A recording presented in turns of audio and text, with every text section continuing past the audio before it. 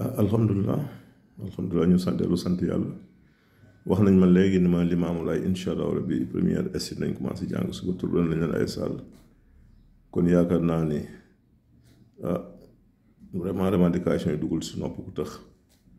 kon sant yàlla mu des xam naa ni seconde yi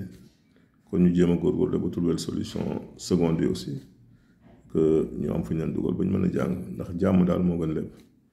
te bu ñu sañoon benn école benn lycée benn établissement du am problème bu doon loo xamante ne am naa mooy lijjanti ko man maay jug dem lijjanti ko waaye nag du lu ndaw ndax bari na établissement yoo xamante ne bañ amee jafe-jafe damaa jug dool sama loxo ndax man éducation muy njàng mi damaa jaral lu nekk lu ne jaral na ma ko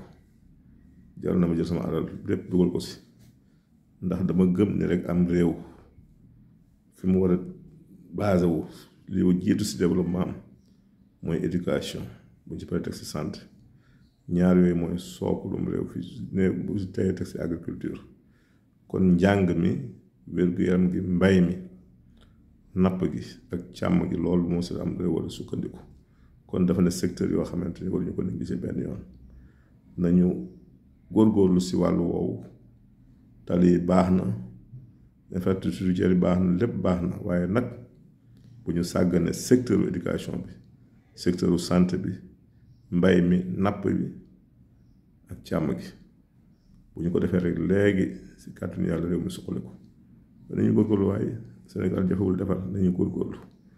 kon première étude ñu commencé waat jàng incha allah suba fële si lycée Limaamu Laay mu des seconde yi kon yàlla dolli wér dolli xew dolli naataange aar leen aar ñu jërëjëf